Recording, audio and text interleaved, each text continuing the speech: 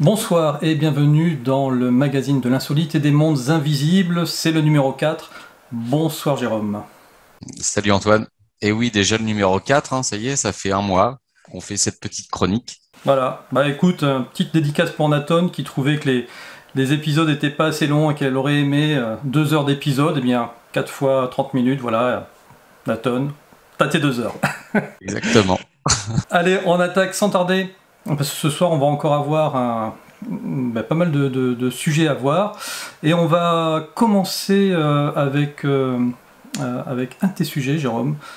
Ça concerne le prochain projet de la NASA d'exploration lunaire pour voir s'il y a de l'eau ou de la glace sur la Lune, avec Viper. Exactement. Viper, le nom du prochain module que la NASA compte envoyer sur la Lune d'ici 2 ans pour justement aller explorer certains cratères, notamment au niveau des pôles de la Lune, parce qu'ils ont constaté par des images satellites qu'il y avait une présence d'eau au niveau des pôles nord et des pôles sud de la Lune.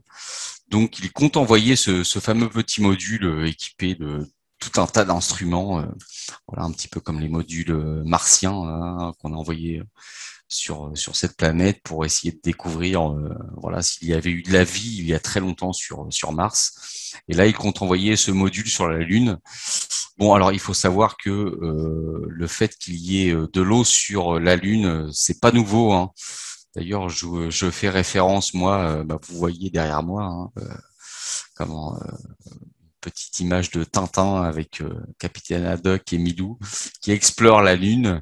Et puis voilà, je te laisserai partager cette petite image que Hergé nous avait dessinée, où lorsque Milou s'égare dans une grotte dans la Lune, Tintin, en essayant d'aller le récupérer, découvre qu'il y a de la glace. Voilà, tout un endroit où il y a une pente de glace.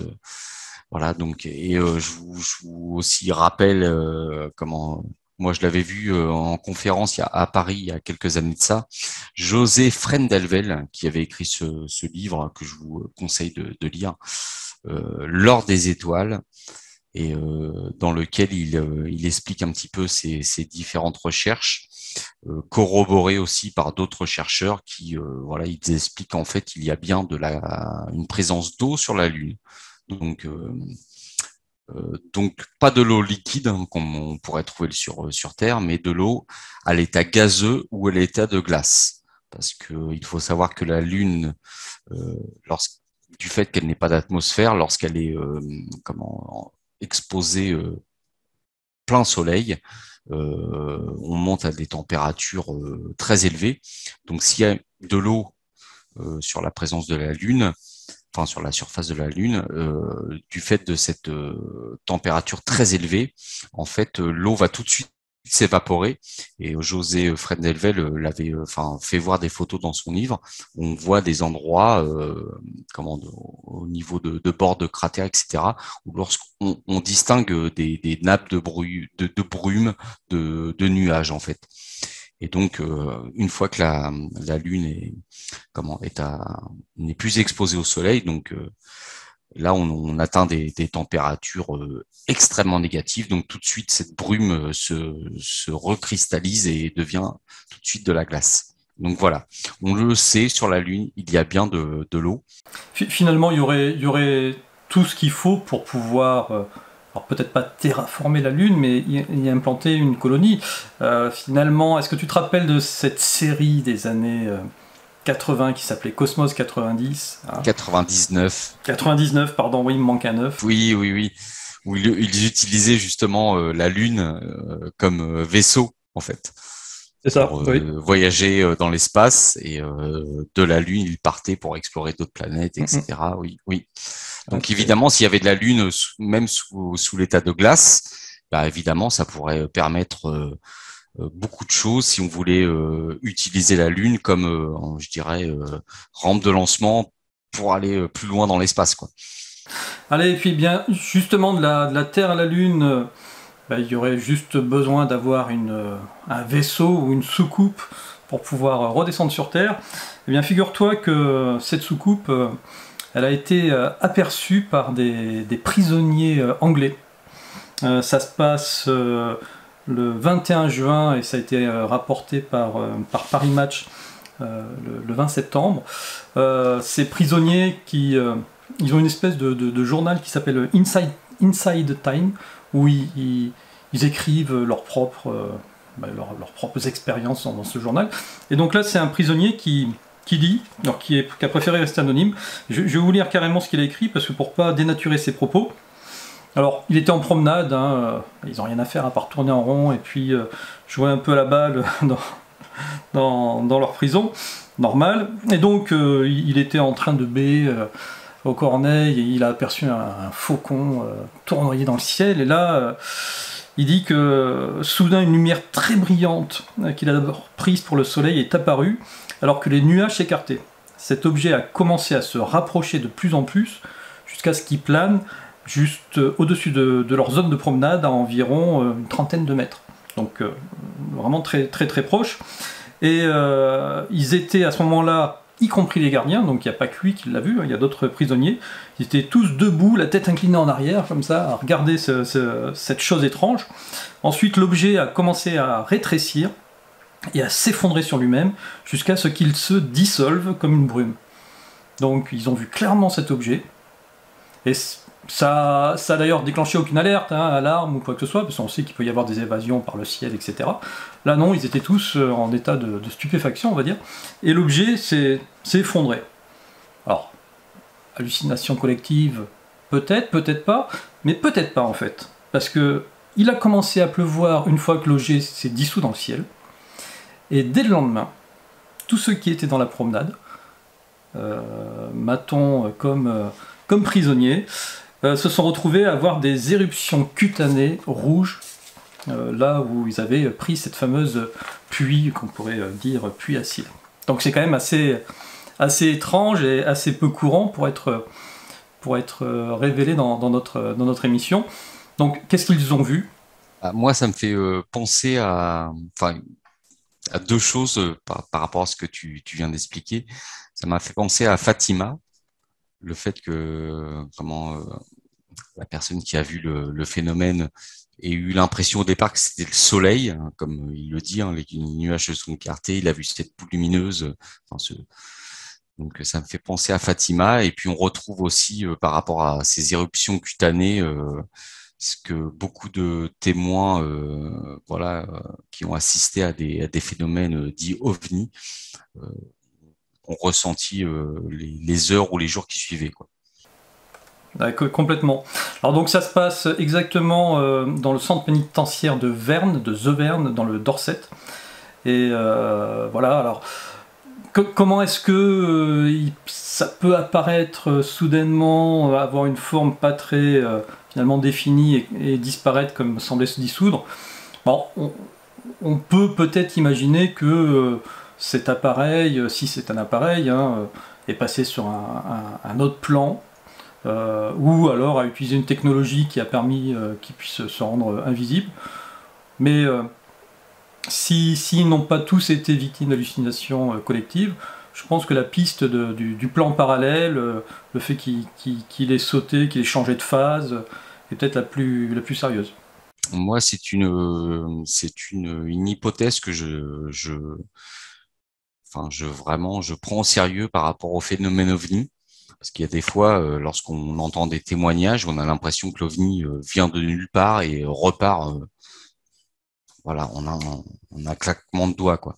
On a l'impression que c'est pas un objet, c'est un objet physique qui intervient dans notre réalité, mais de la manière dont il arrive et il repart, on a l'impression qu'il quitte notre dimension. Bon, c'est le terme que j'emploie parce que c'est compliqué de trouver les bons mots pour expliquer ce phénomène. Mais oui, on en avait parlé ensemble, Antoine, ce qu'on appelle les mondes invisibles. Voilà, ça peut être d'autres dimensions et il y a des phénomènes ovnis qui, à mon avis, viennent de ces dimensions, sans exclure le phénomène ovni est très compliqué à définir. Ça peut venir aussi de monde physique, de notre système solaire, pourquoi pas, et de notre galaxie. mais aussi voilà de monde invisible, de monde parallèle. Pourquoi pas d'un futur dans le temps, Ou, du ou passé ou du ou du futur. passé, voilà, c'est là où je voulais en venir, effectivement, ça peut très bien aussi venir d'un passé très très lointain, et ça me permet de faire une transition immédiate et bien avec le troisième sujet de cette émission. C'est un... Donc vous avez tous entendu parler de Gobelin.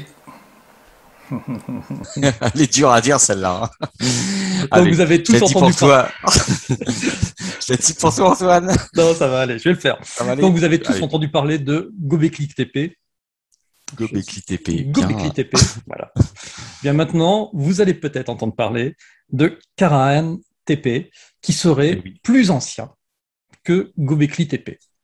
Exactement. Voilà, moi c'est l'info que je voulais vous partager dans ce Mimi numéro 4, parce que bah, tu sais qu'il y a bien des sujets qui m'intéressent particulièrement parmi les divers sujets qui me sont chers de par ma curiosité, hein.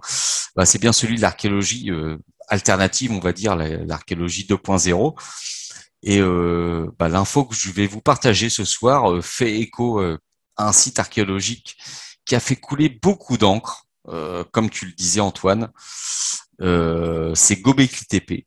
Et étrangement, ce site n'a pas vraiment été relayé, je dirais, par les médias mainstream. Alors pourquoi? Parce que c'est un site qui a défrayé un petit peu la chronique, qui a remis en cause tout ce qu'on pouvait penser sur l'histoire de l'homme, de l'hominidé sur la planète. Alors, on a découvert Göbekli Tepe, hein, comme tu le disais.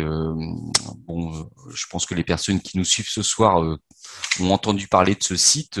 Ça se situe en Turquie, tout particulièrement dans la province de Sanliurfa. Je ne sais pas si je prononce bien, Sanliurfa. Voilà, donc Göbekli Tepe a été découvert en 1965. Donc, alors, c'est un site qui, comme je vous le disais, a fait couler beaucoup d'encre. Parce que premièrement, lorsque les archéologues ont découvert et ont commencé à faire les excavations de ce site, ils se sont rendus compte qu'apparemment le site de Göbekli Tepe aurait été enfoui intentionnellement. C'est-à-dire que on retrouve, bah, l'archéologie c'est ça, on fouille le sol, on creuse la terre, on retrouve d'anciennes fondations, de temples, etc., qui par le temps, par les milliers d'années, ont été recouverts par la terre, par les sédiments, etc. Sauf que Göbekli Tepe, apparemment, les archéologues, lorsqu'ils ont commencé à faire des excavations, se sont rendus compte que ce site aurait été enfoui intentionnellement, c'est-à-dire qu'il aurait été recouvert de pierres, de roches, etc., manuellement, enfin, on va dire, pas du tout naturellement. Donc déjà, ça a posé de gros points d'interrogation. Et ce qui a été le plus troublant pour les archéologues, c'est lorsqu'ils ont commencé à faire des datations par le moyen que l'on utilise le plus couramment sur les sites archéologiques, c'est le carbone 14. Et ils se sont rendus compte que ce site, on le datait d'environ 11, voire 12 000 ans. Et là, ça a été un énorme problème, puisque, je vous le rappelle, hein, l'histoire officielle nous explique que les anciennes peuplades et civilisations qui recouvraient notre globe il y a des milliers d'années, en fait, a commencé à se sédentariser il y a environ, enfin, c'était ce qu'on pensait, il y a 6-7 000 ans. Donc, je rappelle ce que veut dire se sédentariser, en fait, c'est parce qu'avant, on pensait que les peuples qui vivaient sur Terre au-delà de cette période étaient on va dire, des chasseurs-cueilleurs. Donc, c'est-à-dire que passaient leur temps c'était des nomades à vivre de cueillette et de chasse, et donc ne se posaient vraiment jamais, quoi, bougeaient constamment en fonction des saisons, etc. Et lorsqu'on a retrouvé ce site qui a, je vous le dis, quasiment 12 000 ans, Göbekli Tepe, on, on s'est rendu compte que, bah, en fait, il y avait un gros problème par rapport à ce qu'on nous expliquait, c'est que ce site c'est un site énorme. On a retrouvé plusieurs, alors je ne sais plus combien d'espèces d'enclos avec des monolithes à l'intérieur de cet enclos en forme de T. Et sur ces monolithes sont sculptés plusieurs animaux. Alors ça peut être des renards, des volatiles. Et même, je te coupe 2 secondes, parce que j'en profite pour dire qu'on avait fait un article dans Génération Cité d'Or, le numéro 5. Alors, c'est vrai que la semaine dernière, j'avais parlé de Pascal Cazotte, et là, c'est encore Pascal Cazotte, je suis désolé, je le fais pas exprès. Il est bon, Pascal, faut le citer. Donc, où il a fait un article sur l'Arche de Noé, qui était là aussi un article excellent sur la réalité historique de l'Arche de Noé ou pas. Et on arrive à un moment donné sur ce site de Göbekli Tepe où effectivement il y a des animaux qui sont gravés sur l'une des stèles. Et là, si vous la voyez ici, ce sont des dodos. Or, c'est un animal endémique de l'île de la Réunion et pas du tout de la Turquie. Et on a 3 belles dodos. La dodo Léla sur ce site pour une raison complètement inexpliquée.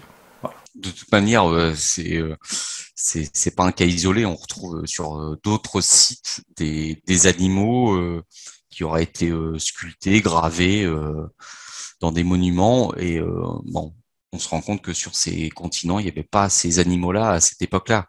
Donc ça pose beaucoup de questions, quoi. Donc du coup, pour en revenir au second site, donc celui de Karaen Tepe. Karaen Tepe. Donc en fait, bon, en parallèle de Göbekli Tepe qui a été découvert il y a pas mal de temps de ça, en 1965, en fait, Karaen Tepe a été découvert en 1997, donc il y a 24 ans. Voilà, donc c'est un petit peu plus récent que Göbekli Tepe. C'est à une soixantaine de kilomètres du site de Göbekli Tepe. Et donc, après de longues enquêtes et études de surface, ils ont constaté qu'il y avait des infrastructures voilà, dans le sol. Donc, les fouilles ont réellement commencé, débuté en 2018. Donc, c'est assez récent, il y a 3 ans. Et donc, en 2019, il y avait un archéologue, Nekmi Karoul, de l'université d'Istanbul. Il déclarait: nous avons rencontré des traces de structures spéciales, d'obélisques, de sculptures d'animaux et des symboles similaires à Göbekli Tepe. Donc en fait, là, ils ont vraiment commencé sérieusement les excavations. Et à ce jour, ils auraient mis à jour 250 obélisques présentant des sculptures d'animaux et des piliers en terre un petit peu similaires à Göbekli Tepe. Et d'après leurs premières mesures, ils se rendent compte que ce site est encore plus ancien que Göbekli Tepe. Donc déjà Göbekli Tepe, il y avait eu un sérieux malaise par rapport aux datations, 12 000 ans. Là, on se rend compte que Karahan Tepe, c'est encore plus ancien que Göbekli Tepe. Et là, on a un site qui est beaucoup plus grand, beaucoup plus vaste, il y a beaucoup plus de piliers.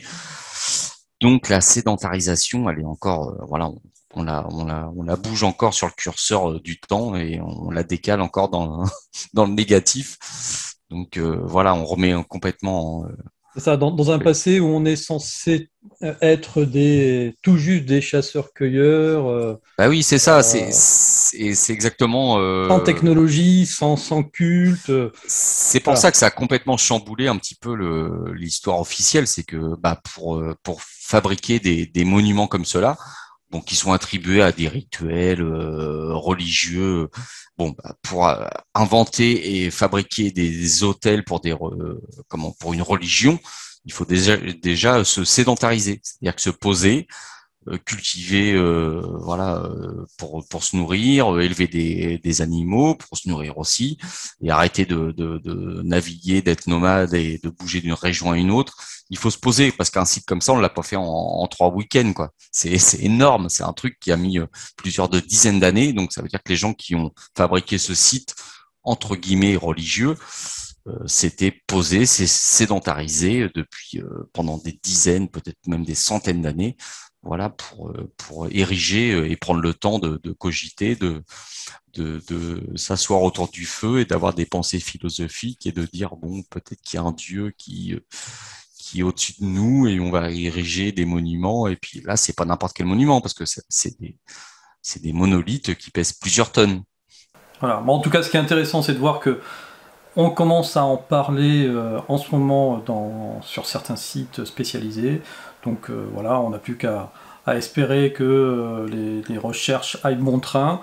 Je vous rappelle que Bleuette Dio a fait un très bon ouvrage sur ce sujet, ainsi qu'un film documentaire qui est à voir. Donc voilà. Peut-être sur Gobekli Tepe, oui. Oui, sur Gobekli. Très intéressant. Tout à fait. Peut-être qu'elle reprendra la suite sur ce site-là. En tout cas, c'est ce qu'on souhaite.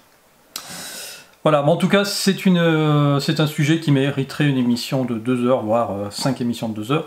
Et c'est pas le sujet, car vous savez que c'est un format court qu'on essaye de faire. Et donc, on va passer à la dernière news insolite, qui, vous allez voir, est insolite, mais pas si rare que ça. Ça se passe aux États-Unis. C'est Katie Pattern qui est en train de faire son golf. Cette dame-là, elle doit avoir 65 ans à peu près. Elle reçoit un coup de fil de son gendre. Ça y est, sa fille est en train d'accoucher, donc elle accourt à l'hôpital pour voir la naissance. Je crois que c'est son 8e petit enfant, donc grande famille américaine. Hein. Et bon, le problème, c'est que sa fille, c'est assez fifeux. Son premier enfant et ça se passe plutôt mal. Alors j'ai lu sur l'article qu'elle a mis 36 heures, ça me paraît beaucoup de travail, 36 heures. Mais bon, en tout cas, ça se passe pas super bien. D'ailleurs, ça va même finir en césarienne. Et le problème, c'est que la maman, ça l'a fait tellement monter en tension qu'elle fait un arrêt cardiaque à l'hôpital où sa fille est en train d'accoucher. Sauf qu'ils n'arrivent pas à la réanimer et elle est déclarée cliniquement morte, et ce pendant 45 minutes. Et là, comme une fleur, elle se réveille. Visiblement aucun symptôme de quoi que ce soit. Tout a l'air de bien aller. Et puis, vous voyez, la bébé va bien. La jeune stressée va bien aussi. Et puis, ça a tellement fait le buzz que maintenant, elles font toutes les chaînes de télévision aux US. Parce que c'est une miraculée. Alors, ce qu'il faut savoir, c'est quand même, elle est restée sous RCR, donc sous réanimation cardio-respiratoire. C'est-à-dire qu'en fait, c'est un système qui permet de continuer à oxygéner tous les membres, tous les organes. Donc, ça peut expliquer le pourquoi qu'elle n'ait pas eu de réelles séquelles au bout de 45 minutes. Mais est-ce que, selon toi, Jérôme, c'est quelque chose de rarissime, ou est-ce que c'est quelque chose de courant, le fait de revenir comme ça d'entre les morts? C'est une chose très courante, Antoine, parce que même si tu parles de ce système cardio-respiratoire, moi j'ai vu cette info et il disait bien que en céphalogramme plat, le cœur était à plat, il n'y avait plus les organes vitaux étaient à plat. Donc c'est, comme tu disais, reconnu mort clinique. Voilà. Mais ce phénomène est arrivé des milliers, que dis-je, des millions de fois à travers la planète, hein, et c'est ce qu'on appelle des EMI. Des NDE, donc EMI en français, expérience de mort imminente. NDE en anglais, Nurse Death Experience, voilà, expérience proche de la mort. Et ça, c'est arrivé, mais ça arrive encore tous les jours, c'est ça. partout à travers le monde. Et heureusement qu'il lui est pas arrivé la même mésaventure à Gonzalo Montoya Jiménez, qui est un Espagnol. Elle, ça va, elle s'est réveillée en service. Le pauvre Gonzalo, c'était en janvier 2018.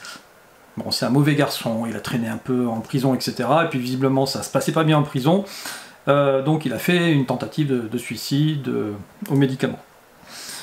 Alors, pour information, ça se passait dans la prison Villabona. C'est marrant comme nom pour une prison, dans les Asturies. Sauf on a à Rouen, comment ça s'appelle, la prison Bonne Nouvelle. Ah oui. Ils ont de l'humour. C'est ça. Et donc, le même médecin de la prison, il le déclare mort. Il y a un deuxième médecin qui le déclare mort, donc il a envoyé à la morgue la plus proche, dans un sac zippé noir, et il est mis dans un frigo. Sauf que le médecin légiste, il entend à un moment donné des petits cris comme ça. Oups, qu'est-ce qui se passe? Donc il va voir, et puis effectivement, ça bouge dans le sac, et quand il ouvre le sac, il y a un bras qui sort comme ça. Monsieur Gonzalo Montoya n'était pas mort, il a échappé de justesse à la dissection. Hein, bon. Donc, il a été bon pour juste une grosse pneumonie, hein, à cause de la chambre froide, parce qu'il a dû se geler les fesses sur son petit lit en acier. Mais plus de peur que de mal. Donc effectivement, c'est très courant. J'ai trouvé un autre cas aussi assez intéressant, c'était une nanogénaire qui a été retrouvée à côté de Toulouse, à Portet-sur-Garonne en 2019, inerte, froide, raide morte, hein, c'est comme on dit. Donc le médecin urgentiste qui s'appelle Pierre Viau, qui est le patron des SAMU 31, donc c'est pas quelqu'un qui vient de commencer, quoi. Il a déclaré morte, sauf que la petite mamie s'est réveillée quelques temps après, en pleine forme. Je vais vous faire écouter ce que dit justement le médecin Pierre Viau. Très probablement, ce qu'elle a fait, c'est une grosse bradycardie, c'est-à-dire un gros ralentissement du rythme du cœur, et probablement, effectivement, elle devait sans doute être en hypothermie aussi. Si elle est restée un petit moment allongée sur son carrelage, elle a peut-être refroidi, entre guillemets, sa température corporelle. Donc en fait, ce qui se passe, c'est que le cœur bat très très lentement, il peut descendre à moins de 10 battements par minute, parfois à 4-5 battements par minute, et si on prend le pouls sur 10 secondes ou 15 secondes, on peut très bien passer hors de battement de cœur et louper entre guillemets, le pouls. Et donc, c'est probablement ce qui s'est passé. Et puis, éventuellement aidé par un réchauffement, où on a remis la dame, on a remis tous les bras, etc., le cœur peut se réaccélérer, et à ce moment-là, la dame peut donner des signes de nouveau de vie. Donc c'est probablement ce qui s'est passé, entre guillemets, possiblement ce qui s'est passé. Voilà. C'est assez rare. Il y a même des patients qui se réveillent à la morgue, figurez-vous, et les séquelles sont très très variables selon les individus et les contextes. Comme on l'a vu, il y a même des patients qui se réveillent à la morgue, comme ce fameux Gonzalo.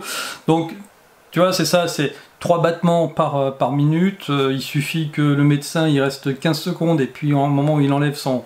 Hop, il y a le battement qui arrive juste après.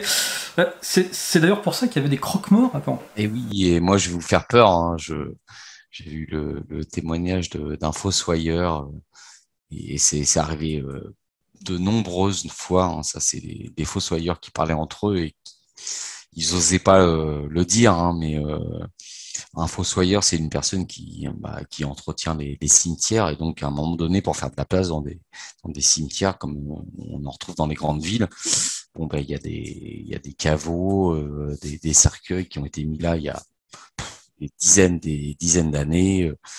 Puis personne ne vient se recueillir, et puis il faut faire de la place dans le cimetière, donc à un moment il faut une excavation, ils sortent le vieux cercueil pour faire de la place, pour laisser une nouvelle place. Et il y a beaucoup de fossoyeurs qui ont témoigné de retrouver dans les cercueils des squelettes, hein, avec les bras comme ça, et puis le couvercle du cercueil qui avait été gratté. Hein, voilà. Les personnes, en fait, imaginez l'horreur. Je finis par ça, c'est glauque, quand même. Vous vous réveillez, vous êtes enterré, voilà, dans un cercueil sous 3 mètres sous terre. Et là, vous hurlez, vous tapez, et puis personne ne peut venir vous sauver. Non. Sauf peut-être Fernand Gauchard. Allez, on va finir avec ça. Sais-tu qui est Fernand Gauchard? Pas du tout, mon Antoine. Tu vas m'apprendre encore une chose ce soir. Parce que forcément, t'as du coup, comme ça te fait peur de finir comme ça, t'as bien envie d'inventer un système qui te permet d'alerter l'extérieur si justement tu travailles dans ton cercueil. Et il a inventé un système d'alarme pour cercueil. J'avais entendu parler de ça. C'est pas une mauvaise idée, parce que je vous dis, ou enterrez-vous avec votre portable, je sais pas. Oui, mais le problème du portable, ça peut, moi, il ça va se décharger. forcément. Il faut qu'ils installent une prise dans le cercueil. Donc, c'est pas Branchez nouveau. votre chargeur. Non, mais regarde, c'est pas nouveau. C'est 1981, son invention, son dépôt de brevet. Donc il est français, Fernand, voilà, et donc il devait avoir peur de finir comme ceux qu'a décrit. Si ce monsieur a lancé a sorti ce brevet, c'est qu'il avait entendu parler des mêmes choses que moi. Je pense que voilà, parfois il y a des personnes qui se font enterrer, et puis comme on l'expliquait dans le sujet juste avant, parfois c'est 45 minutes, parfois ça peut être 2 heures, parfois pourquoi pas ça peut être 2-3 jours. Vous revenez à la vie, imaginez, et voilà. Donc, je trouve que c'est pas une mauvaise idée. Ça peut rassurer beaucoup de monde qui n'ont pas pris l'option du crématorium. Crématorium, au moins, t'es tranquille. Comme ça. Voilà, c'est clair. Bon, en tout cas, moi, j'en ai jamais vu des cercueils avec ce système, mais si vous voulez inventer le truc, c'est trop tard, il est déposé, il faudra payer des royalties à monsieur Fernand Gauchard. Voilà. Bon, écoutez, on va terminer notre émission bien là, maintenant. Juste un petit clin d'œil à Florinette qui est passionnée justement par le sujet des NDE et qui a interviewé, alors j'ai plus son nom en tête, mais dans une de ses émissions, je la mettrai en lien, une très belle interview avec quelqu'un qui a vécu une NDE. Vous verrez si vous voulez. Un expérienceur. Un expérienceur, c'est ça. Allez, eh bien écoutez, on vous remercie d'être présent et d'avoir été présent jusqu'au bout, et on vous donne rendez-vous à samedi prochain pour le nouveau Mimi. Ciao, ciao. Bonne soirée tout le monde. Ciao.